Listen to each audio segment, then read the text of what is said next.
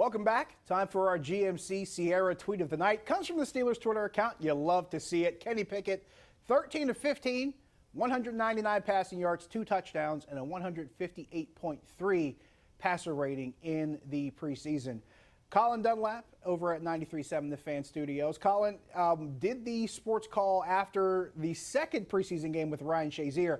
While we were watching that game, Ryan Shazier pointed something out to me, Colin. Kenny Pickett had only thrown 1 interception in training camp in its entirety. So we're talking about 1 interception in training camp, 0 in the preseason. So we're talking about pretty much the entire month of July, or the latter month of July, going into the entirety of August. Kenny Pickett, not sterling, not perfect, but still pretty good, Colin.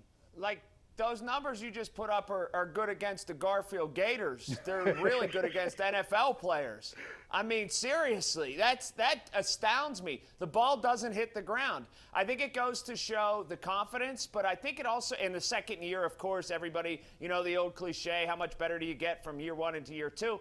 But, you know, something, and this is what Kenny Pickett touched on, I think it goes to show the work that he put in the offseason with some of the receivers and some of the receivers' willingness to gather and to stay here in Pittsburgh and gather in other places and work out with them. I know he met in New Jersey with a couple of them too, and to sort of gain that confidence and gain that trust and gain that timing with them.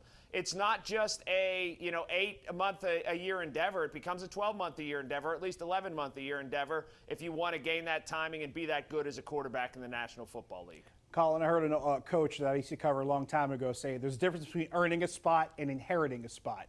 He didn't just inherit it. He did the work to prove that he belonged in that starting role and he deserved to be the starting quarterback from this offense. And there's been nothing as far as evidence to point to the contrary. 412-575-2600. Will and McKees Rocks. You're on the Nightly Sports Call. You there, Will? Going once, going twice, Will.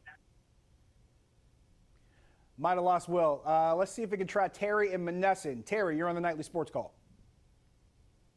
Question is, if the Pittsburgh Steelers offense struggles, when and will they fire Matt Canada? Define struggle. Was this a call from 2020? I think Terry and Monessen thinks the Steelers have peaked too early. So he's riding that one. I don't know. I'm not going to hold my breath. Look, I don't think, though, I will say this in fairness, not to that caller, but just in fairness to logic. They've got to show me they're better than a 9-win team, a 9.5-win team or something like that. This isn't a shoo-in because they played very well in the preseason that they're going to go out and they're going to win 10 games even. You know, they still have got a lot to show, and we'll see what happens. But can we speak to the utter insanity of playing 2 games in the preseason in 5 days, and then a 17-day layoff before you play your regular season game? I've tried from a bunch of different ways through the prism to look at that and have it make sense, Josh. And you're like one of the most sensible people that I know that are able to make things make sense. Can you make that make sense to me? No, I can't. And we got a tweet from Zach to that same effect. He said he actually liked Mike Tomlin playing the starters last night because they have a 2-week layoff, 2.5-week layoff until the season opener. By that logic, playing the starters last night makes sense because they got, 16, 17 days off before they play again? I mean, I kind of get why you might want them to play some.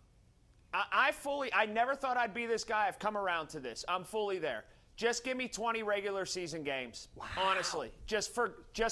Well, the number's always going to be 20, whether it's 17 plus 3, 16 plus 4, 18 plus 2. The owners want that to be 20. True. Just give me 20 regular season games. You know? Whew. They're going to have to expand rosters to do that. They'd have to probably pay some guys some more money. A lot of things would have to happen. You present a good argument, though, because it like you said, it comes back. It used to be 16-4. They changed it to 73. Remember, they wanted to make it 18 regular season games with like 1 or 2 preseason games. So yeah, they pretty much danced around it the entire time. It's a good point. Yeah, I mean, hey, look, college football, which we're going to see tomorrow with the Naval Academy playing Notre Dame in Ireland, and Notre Dame has a whole country behind them, I guess. But we're going to see that tomorrow. There's no warm-up snaps. Yep. You get in there and you play. Snap 1 counts, and it matters. I think we're headed for a model like that, and I think we'll see 20 regular season games. Or give me 18 or 19 regular season games, eliminate a preseason game, and expand one more round of the playoffs if you have to. Give me football that matters in elimination football. You brought up college football, Colin, and it makes my heart happy. I'm one of those people.